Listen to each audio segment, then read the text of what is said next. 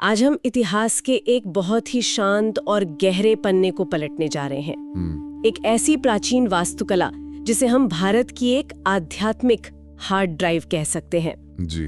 सांची के विशाल स्तूप 1500 से भी अधिक वर्षों का डेटा या कहें भारत के स्वर्ण युग की स्मृतियां इन पत्थरों में आज भी सुरक्षित हैं। जी, ये प्राचीन हार्ड ड्राइव वाली उपमा यहाँ बहुत सटीक बैठती है। सांची केवल पत्थरों का एक ढांचा नहीं है, ये करुणा और एक पूरी सभ्यता की सामूहिक स्मृति का जीवंत दस्तावेज है। लेकिन इन शांत पहाड़ियों के बीच एक बहुत ही चौंकाने वाला ऐतिहासिक सत्य भी छिपा है। वो सत्य क्या है? सत्य ये है कि भगवान बुद्ध ने अपने पूरे जीवन काल में कभी भी सांची की धरती पर कदम नहीं रखा था। उनके जीवन की प्रमुख घटनाएं, चाहे वो लुम्बिनी हो, बोध गया हो या सारनाथ, ये सब गंगा के मैदानी इलाकों तक ही सीमित थी। सांची उनके यात्रा मार्ग का हिस्सा कभी था ही नहीं। भगवान बुद्ध कभी सांची गए ही नहीं, तो फिर सम्राट अशोक ने इतने बड़े ऐतिहासिक और आध्यात्मिक केंद्र के लिए सांची की उस पहाड़ी को ही क्यों चुना? क्या ये महज एक संयोग था या इसके पीछे कोई बहुत गहरी कूटनीतिक सोच थी? इतिहास में इतने बड़े निर्णय कभी यादृच्छिक या बिना सोचे समझे नहीं लिए जाते। दरअसल इसके पीछे का भूगोल और अर्थशास्त्र बहुत ही रणनीतिक था। प्राचीन भारत में दक्षिण पथ नाम का एक बहुत ही व्यस्त और अहम व्यापारिक मार्ग हुआ करता था। जी, जो उत्तर और दक्षिण भारत को जोड़ता था। बिल्कुल, और सांची ठीक इसी मार्ग के करीब स्थित था। सबसे महत्वपूर्ण बात यह थी कि सांची के बिल्कुल नीचे विदिशा नाम का एक अत्यंत समृद्ध और फलता फूलता नगर था। विदिशा उस समय का एक बहुत बड़ा आर्थिक हब था। तो क्या हम ये मान सकते हैं कि ये पूरी तरह से एक आर्थिक निर्णय था, क्योंकि इतने विशाल स्तूपों और विहारों के निर्माण के लिए भारी धन की आवश्यकता तो रही होगी, जो विदिशा के व्यापारी आसानी से दे सकते थे? अर्थशास्त्र निश्चित रूप से एक बड़ा कारण था, लेकिन ये इकलौता कारण नहीं था। बौद्ध भिक्षुओं को साधना के लिए एक ऐसे स्थान की आवश्यकता होती है जो एकांत में हो। सांची की पहाड़ी विदिशा के करीब होकर भी शहर के कोलाहल से बहुत दूर थी। ये स्थान भिक्षुओं को भिक्षा के लिए शहर तक पहुंच भी देता था और साधना के लिए परम शांति भी। ये एक बहुत ही आदर्श संतुलन लगता है। शहर से जुड़ा भी हुआ और शहर के शोर से मुक्त भी। जी हाँ, लेकिन भूगोल और अर्थशास्त्र से परे सांची को चुनने के पीछे सम्राट अशोक का एक बहुत ही गहरा व्यक्तिगत और भावनात्मक कारण भी था। व्यक्तिगत कारण? हम अशोक को आमतौर पर एक विशाल साम्राज्य के शासक या कलिंग युद्ध के बाद धम्म अपनाने वाले सम्राट के रूप में जानते हैं। ये व्यक्तिगत पहलू कहाँ से आता है? ये उस समय की बात है जब अशोक मौर्य साम्राज्य के एक युवा राजकुमार थे। जब उन्हें प्रशासक बनाकर उज्जैन भेजा जा रहा था, तो अपनी यात्रा के दौरान वे विदिशा में रुके थे। वहीं उनकी मुलाकात एक व्यापारी की पुत्री से हुई जिनका नाम देवी था। इतिहास में जिन्हें विदिशा देवी के नाम से जाना जाता है। बिल्कुल, देवी और अशोक में प्रेम हुआ और वे उनकी पत्नी बनी। विदिशा देवी का बौद्ध धर्म और उसकी आध्यात्मिक परंपराओं से बहुत ही गहरा लगाव था। ये तो इस पूरे स्मारक को देखने का नजरिया ही बदल देता है। सांची का चुनाव सिर्फ एक शाही फरमान नहीं था, यह अपनी पत्नी के जन्म स्थान और उनकी गहरी आस्था के प्रति अशोक का एक भावनात्मक समर्पण था। इसी व्यक्तिगत जुड़ाव ने सांची को मौर्य साम्राज्य के नक्शे पर सबसे विशेष स्थान दिला दिया। एक प्रेम कहानी और आस्था का ऐसा संगम सच में दुर्लभ है। लेकिन जब हम सम्राट अशोक की बात करते हैं, तो कलिंग के भीषण युद्ध का जिक्र आना स्वाभाविक है।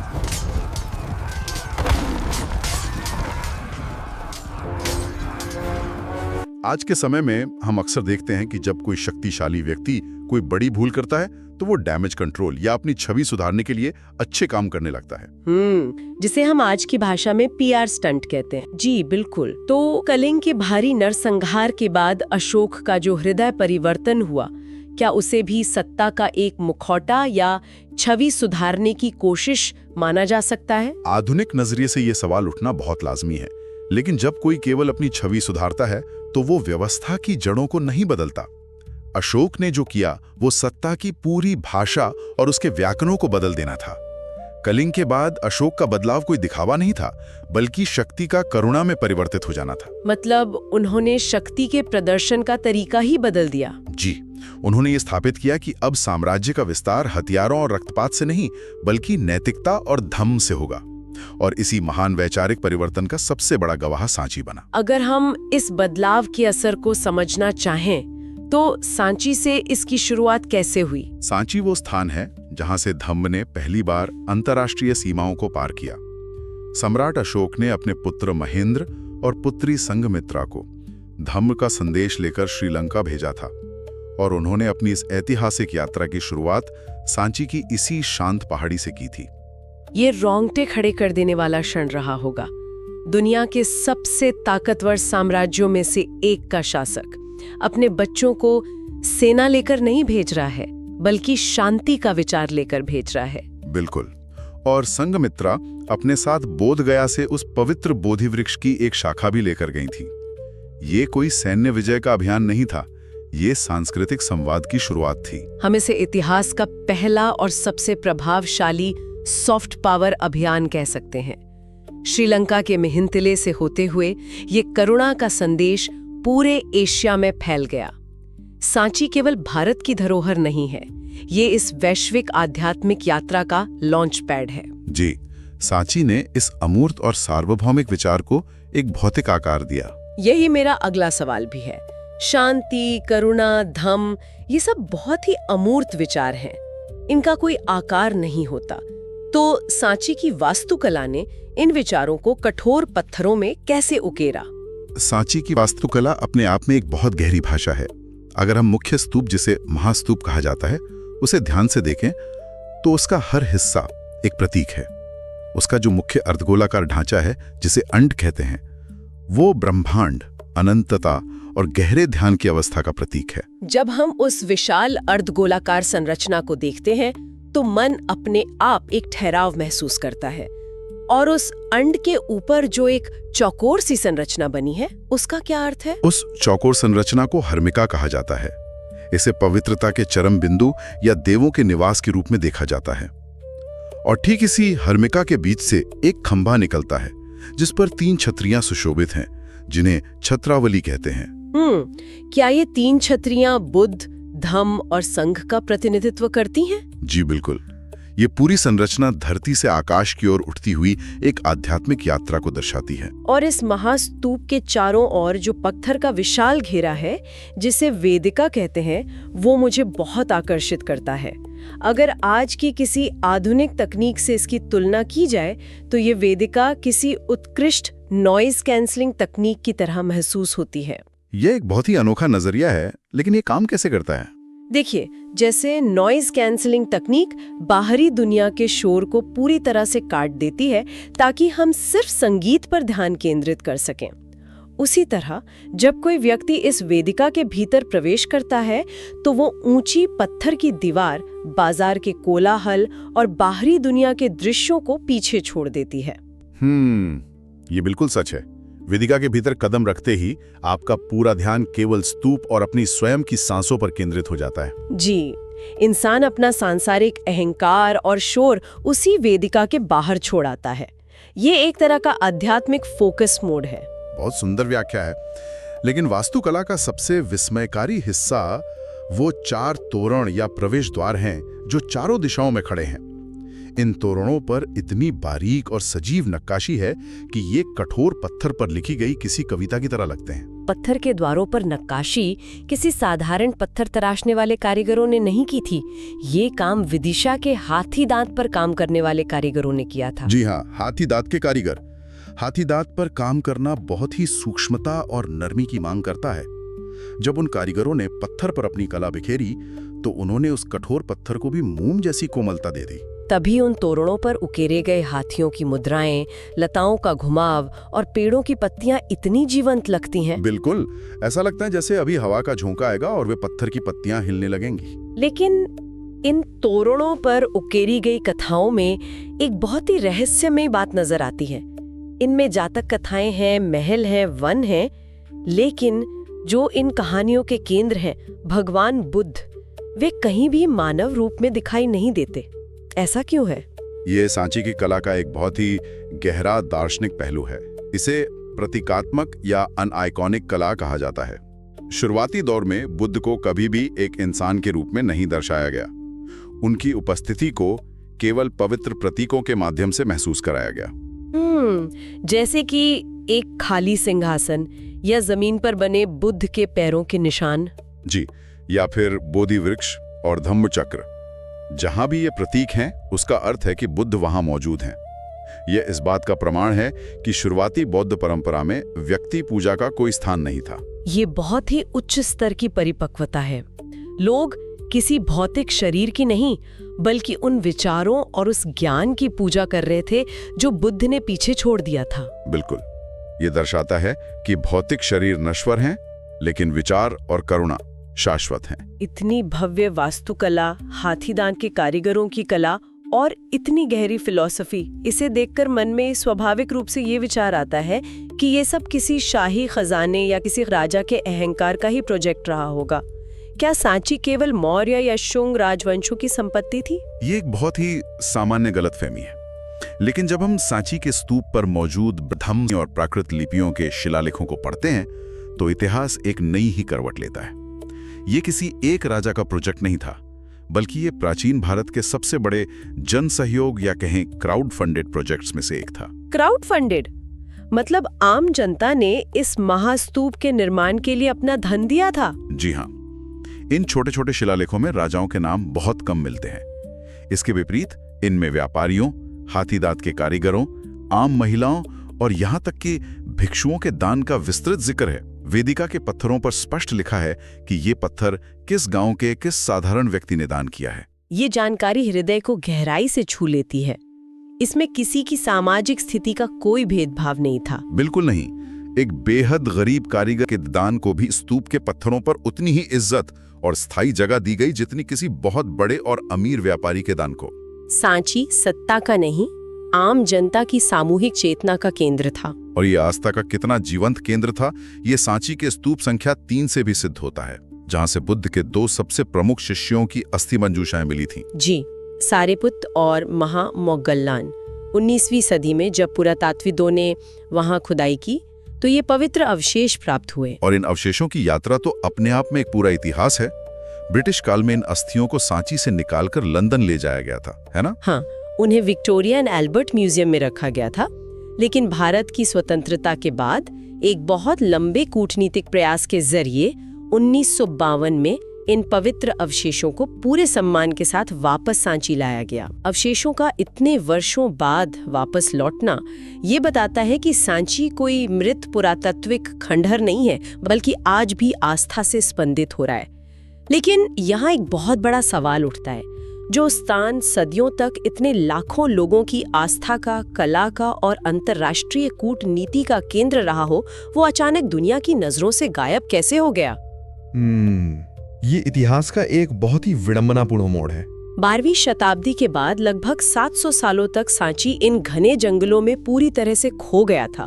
मुगल काल के किसी भी दस्तावेज में इसका कोई जिक्र तक नहीं मिलता। इतने विशाल स्तूप रातों रात कैसे गायब हो सकते हैं? कोई भी महान सभ्यता कभी रातों रात विलुप्त नहीं होती। 12वीं शताब्दी के आते आते भारत की राजनीतिक और आर्थिक स्थितियां पूरी तरह से बदल रही थीं। जिन व्यापारिक मार्गों और राजवंशों ने सांची को जीवन दिया था, वे कमजोर पड़ गए। और शायद उस क्षेत्र में बौद्ध धर्म का प्रभाव भी कम हो रहा था। जी, जब तीर्थयात्रियों और भिक्षुओं की कदम सांची की पहाड़ी पर पड़ने बंद हो गए, तो प्रकृति ने बहुत ही खामोशी से इस जगह को वापस अपने आगोश में ले लिया। बेतवा नदी के आसपास के जो घने जंगल थे, वो पहाड़ी के ऊपर तक फैल गए। जरा सोचिए, विशाल पेड़ों की जड़ों ने उन पत्थरों को जकड़ लिया होगा और ऊंची झाड़ियों ने उन खूबसूरत तोरणों को दुनिया की नजरों से पूरी तरह छिपा दिया होगा। बिल्कुल, सांची सदियों तक एक अनजान खामोश जंगल का हिस्सा बना रहा। ये सुनने में बहुत दुखद लगता है, लेकिन अगर हम गहराई से सोचें तो इस अलगाव का एक बहुत ही चमत्कारी पहलू भी है। चमत्कारी पहलू? जी, इन्हीं घने जंगलों ने सांची को हमेशा के लिए नष्ट होने से बचा लिया। मध्यकाल भारत में बहुत ही भारी राजनीतिक और सैन्य उथल-पुथल का समय था।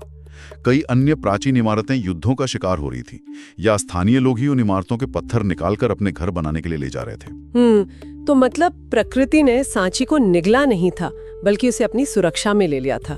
बिल्कुल सही। प्रकृति ने सांची को पूरी तरह से कैमोफ्लाज कर दिया था।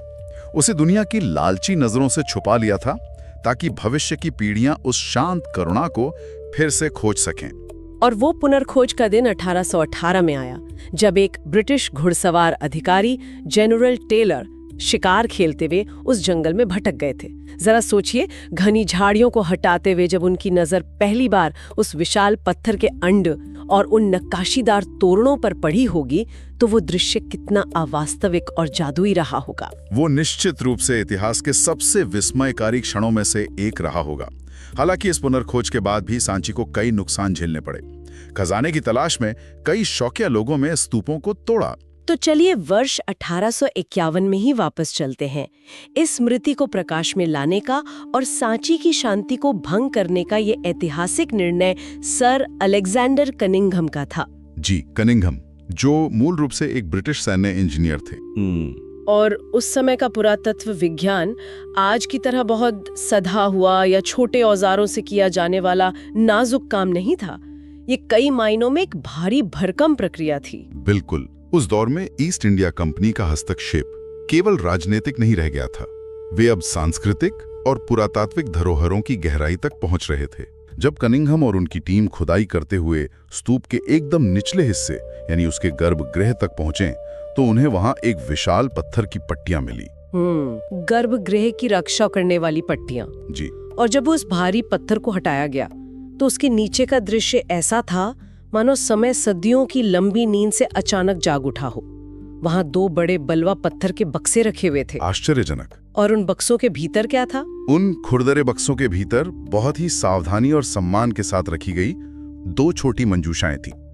ये मंजूषाएं स्टीटाइट यानी सेल खड़ी के पत्थर से बनी थी। सेल खड़ी तो एक बहुत ही मुलायम और नाजुक पत्थर होता है ना? बिल्कुल।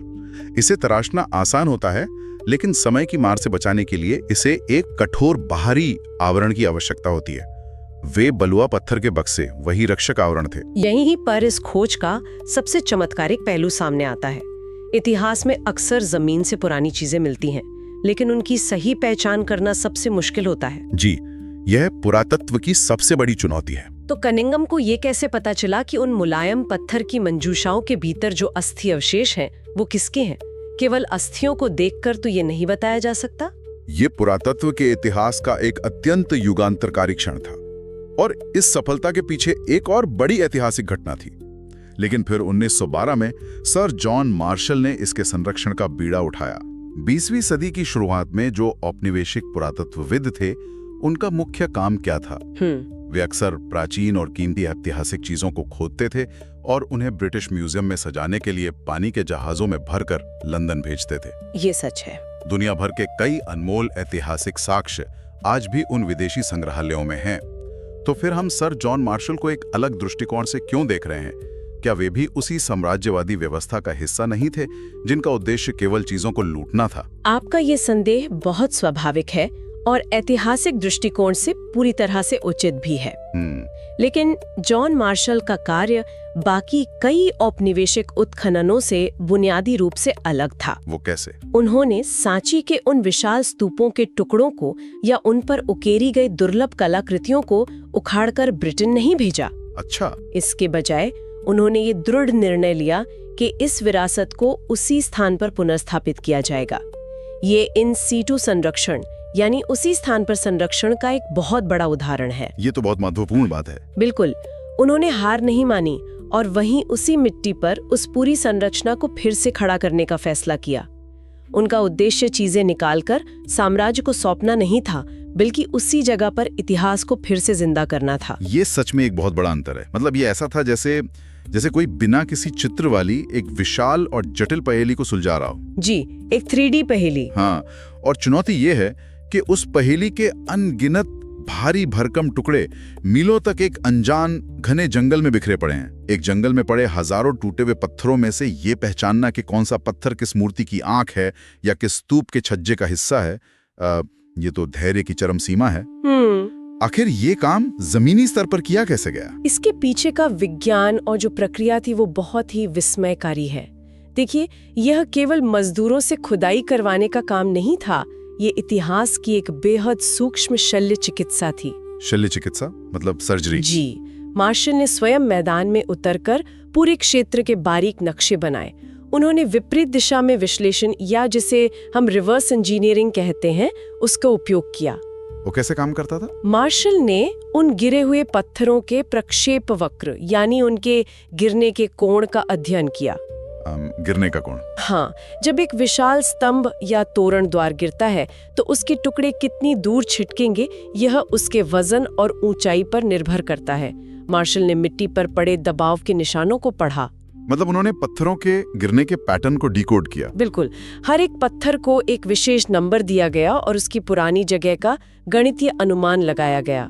यह तो बिना आधुनिक तकनीक के एक अकल्पनीय कार्य लगता है। उन भारी पत्थरों को जिनका वजन कई टन होता है, केवल हाथ से काम करने वाले मजदूरों और साधारण चरखियों की मदद से वापस उनकी सही जगह पर खड़ा करना मिलीमीटर की सटीकता के साथ, यह केवल इंजीनियरिंग नहीं हो सकती। और इसीलिए यहाँ एक बहुत ही गहरे शब्द का उपयोग किया जाना चाहिए और वो शब्द है श्रद्धा। श्रद्धा? जी। इधर उधर बिखरे पड़े छोटे बड़े शिल्पों और पत्थरों को बहुत ही श्रद्धा और सटीकता के साथ उनकी सही जगह पर लगवाया गया। हर एक पत्थर को उसी गरिमा के साथ वापस जोड़ा गया जो सम्राट अशोक के समय रही होगी।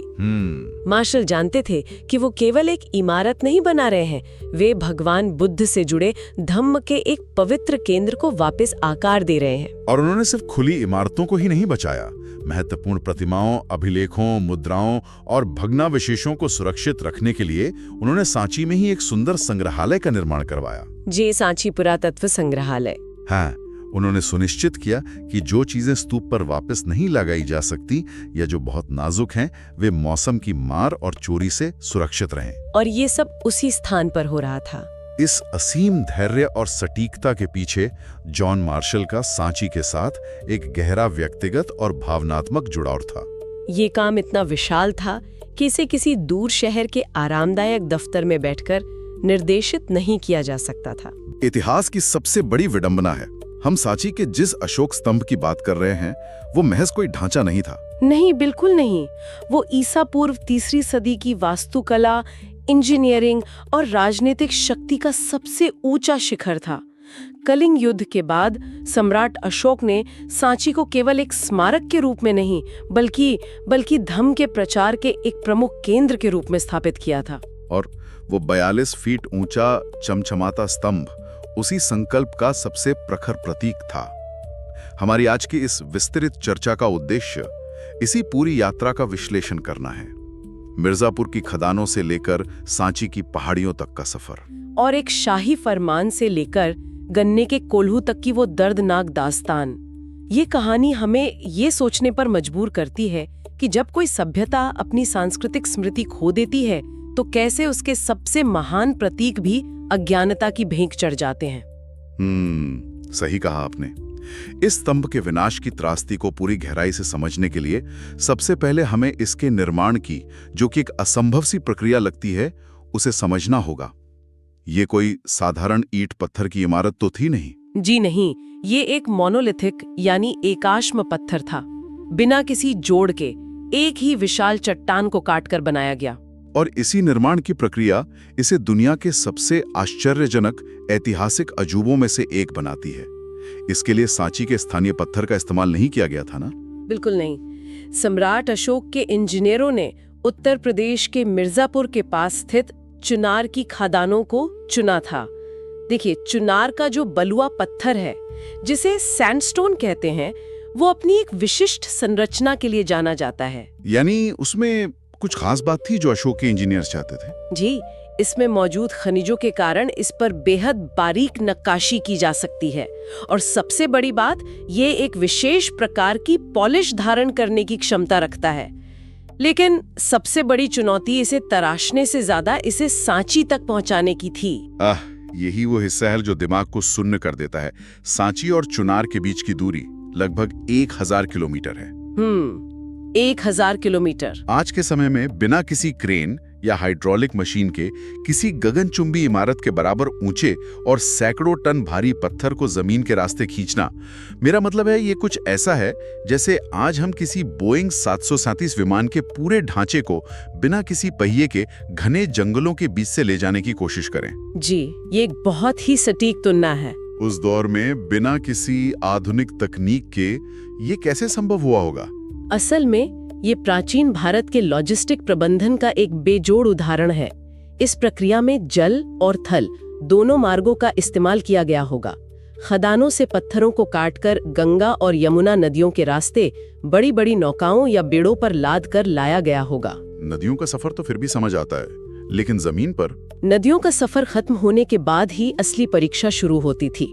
मैदानी और पहाड़ी इलाकों में इस विशालकाय पत्थर को लकड़ी के भारी गोल रोलर्स पर रखा जाता था और फिर हाथियों के बड़े बड़े दलों द्वारा इसे खींचा जाता था। और विंध्य की कठोर पहाड़ियों और जंगलों को पार करने में इसमें तो महीनों लग गए होंगे। महीनों या शायद सालों का समय लगा होगा। इसके लिए नए रास्ते बनाए गए होंगे, हजारों मजदूरों और जानवरों के भोजन की व्यवस्था की गई होगी। ये कोई सामान्य निर्माण नहीं था, ये एक राज्य द्वारा प्रायोजित महाअभियान था। इतनी लंबी और थका देने वाली यात्रा, लेकिन उसके बाद भी उस पत्थर के साथ जो किया गया वो और भी ज्यादा हैरान करने वाला है। ऐतिहासिक दस्तावेजों में हम बार बार मौर्यकालीन पॉलिश का जिक्र पढ़ते हैं। मौर्यकालीन पॉलिश, ये अपने आप में एक रहस्य की तरह है। कहा जाता है कि इस स्तंभ की सतह इतनी चिकनी थी कि उसमें इंसान अपना चेहरा देख सकता था। हजारों साल पहले बिना किसी रासायनिक लेप या आधुनिक ग्राइंडर के ये दर्पण जैसी चमक आखिर कैसे हासिल की गई होगी? देखिए, मौर्यकालीन पॉलिश कोई बाहरी लेप या पेंट नहीं था। ये पूरी तरह से एक यांत्रिक यानी मैकेनिकल प्रक्रिया थी। चुनार के बलुआ पत्थर में क्वार्ट्ज के कण मौजूद होते हैं। अच्छा, क्वार्ट्ज। जी, शिल्पकार इस पत्थर की सतह को एगेट जैसे कठोर रत्नों और पत्थरों से महीनों तक लगातार रगड़ते थे। इस निरंतर घर्षण के कारण पत्थर के भीतर मौजूद सिलिका गर्म होकर एक तरह की कांच जैसी परत में बदल जाता था। यानी पत्थर की अपनी ही संरचना को घिसकर शीशे में बदल दिया जाता था। ये अद्भुत है। बिल्कुल, यह प्रक्रिया पत्थर के सभी छोटे छोटे छिद्रों को हमेशा के लिए बंद कर देती थी। यही कारण है कि यह पॉलिश न केवल इसे एक जादुई चमक देती थी, बल्कि इसे बारिश, धूप और मौसम की मार से भी बचाती थी। और इसीलिए जब अंग्रेज पुरातत्वविदों ने सदियों बाद इसके अवशेष देखे तो वे चकित रह गए। जी, क्योंकि हजारों साल बाद भी वो चमक वैसी ही बरकरार थी। अगर 1000 किलोमीटर दूर से पत्थर लाने और उस पर शीशे जैसी पॉलिश करने में साम्राज्य ने इतने विशाल संसाधन झोंक दिए, तो इसका सीधा सा मतलब है कि सम्राट अशोक के लिए ये महज कोई सजावटी खंबा नहीं था। नहीं, ये एक ऐसा ढांचा था जिसे वो अनंत काल तक सुरक्षित रखना चाहते थे। और यह हमें इसके असली उद्देश्य की ओर ले जाता है। इतने कठिन परिश्रम से खड़ा किया गया ये स्तंभ एक बहुत ही स्पष्ट और सख्त संदेश देने के लिए था। हमारे दस्तावेज बताते हैं कि इस पर धम्म में एक चेतावनी उकीरी गई थी, जिसे संघ भेद अभिलेख यानी स्किज्म एडिक्ट कहा जाता है। जी, इस अभिलेख का होना सांची के पूरे स्वरूप को एक नया अर्थ देता है। बिल्कुल देता है। अशोक ने उस स्तंभ पर स्पष्ट रूप से लिखवाया था कि जो भी भिक्षु या भिक्षुणी संघ के नियमों का उल्लंघन करेगा या संघ में फूट डालने की कोशिश करेगा तो उसे सफेद वस्त्र पहनाकर संघ से निष्कासित कर दिया जाएगा। जी, निष्कासित कर दिया जाएगा और उसे ऐसी जगह भेज दिया जाएगा जो भिक्षुओं के रहने योग्य न हो। ये एक बहुत ही सीधा और कठोर शाही फरमान था। यहाँ मुझे एक बहुत ही गहरा विरोधाभास नजर आता है। एक तरफ सांची बुद्ध के शांतिपूर्ण धम्म का प्रचार केंद्र था। बुद्ध की शिक्षाएं तो करुणा, प्रेम, क्षमा और त्याग पर आधारित हैं। बिल्कुल। और दूसरी तरफ उसी आध्यात्मिक केंद्र के ठीक बीचों बीच राज्य की ओर से एक बेहद सख्त प्रशासनिक चेतावनी दी जा रही है, एक तरह का जीरो टॉलरेंस नियम। शांति के केंद्र में इतनी कठोरता की जरूरत क्यों पड़ी होगी? इस विरोधाभास को समझने के लिए हमें उस समय की राजनीतिक और सामाजिक पृष्ठभूमि में जाना होगा। देखिए, बुद्ध का मार्ग निश्चित रूप से करुणा का है, लेकिन जब बुद्ध की शिक्षाओं को फैलाने के लिए संघ यानी बौद्ध भिक्षुओं के संगठन का निर्माण हुआ तो उसका अपना एक कड़ा अनुशासन था, जिसे विनय कहा जाता है। जी, विनय। कलिंग युद्ध के बाद जब अशोक ने बौद्ध धर्म को राज्य का संरक्षण दिया तो संघ के पास अपार संसाधन, जमीनें और धन आने लगा। मैं समझ रहा हूँ। मतलब जब किसी संस्था को सत्ता का समर्थन मिलता है तो उसमें ऐसे लोग भी शामिल होने लगते हैं जिनका उद्देश्य आध्यात्मिक नहीं होता। ठीक इसी बिंदु पर यह सख्त नियम लागू होता था। राज्य के भारी संरक्षण के कारण कई लोग केवल मुफ्त भोजन, सुरक्षित आवास और समाज में सम्मान पाने के लिए संघ में शामिल होने लगे थे, जिससे संघ के पतन का खतरा बढ़ गया होगा। बिल्कुल। इससे संघ के भीतर वैचारिक मतभेद, भ्रष्टाचार और अनुशासनहीनता का खतरा बहुत बढ़ गया था। अशोक ये बात भली भांति समझते थे कि अगर संघ के भीतर फूट पड़ी, अगर भिक्षुओं का आचरण गिरा, तो धम्म का मूल संदेश ही समाज से विलुप्त हो जाएगा। जी, एक सफल और पवित्र संस्था को लंबे समय तक बनाए रखने के लिए केवल ऊंचे आदर्श ही काफी नहीं होते। उन आदर्शों की रक्षा के लिए एक सख्त प्रशासनिक ढांचे की भी आवश्यकता होती है। अशोक के मन में धम्म के प्रति इतनी अपार श्रद्धा थी कि वे उसे आंतरिक पतन से बचाने के लिए राज्य की शक्ति का उपयोग करने से भी पीछे नहीं हटे।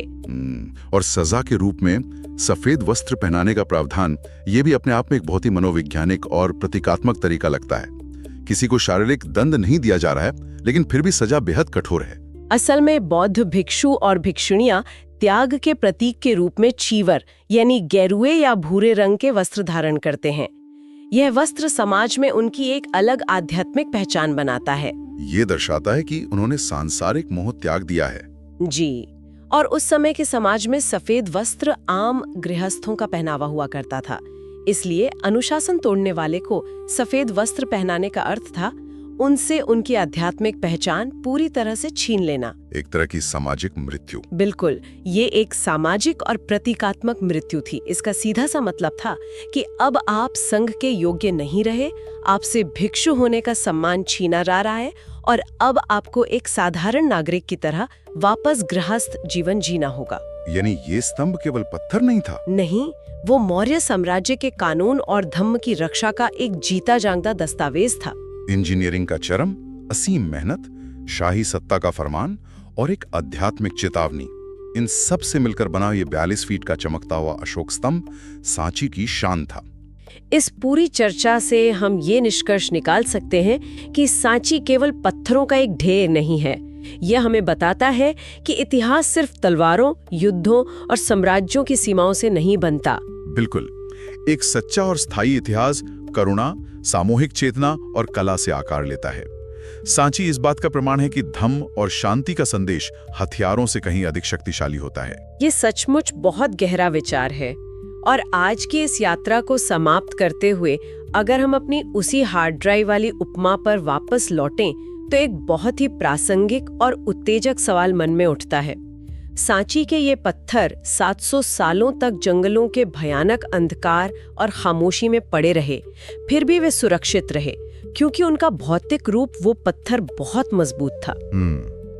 समय के थपेड़े उस पे लिखी करुणा को मिटा नहीं पाए। लेकिन आज हम अपनी पूरी सभ्यता का डेटा, अपनी यादें, अपना इतिहास और ज्ञान क्लाउड सर्वर और डिजिटल स्वरूप में सहेज रहे हैं। ये सब कुछ सिर्फ कुछ इलेक्ट्रॉनिक सिग्नल्स के भरोसे है।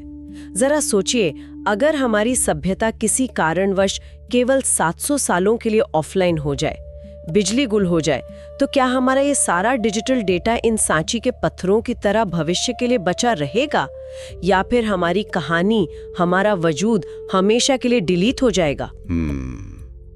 ये एक ऐसा प्रश्न है जो वाकई हमें हमारे भविष्य के सामने लाकर खड़ा कर देता है। सांची के उन शांत खड़े तोरणों को देखते हुए ये सवाल बार बार गूंजता है। आज की इस गहरी ऐतिहासिक और आध्यात्मिक चर्चा का हिस्सा बनने के लिए बहुत बहुत धन्यवाद। धम्मपद यूट्यूब चैनल को सब्सक्राइब करें।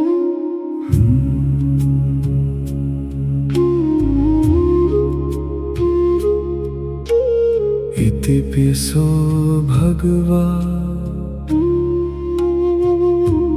अरहं सम्मा सम्बुद्धो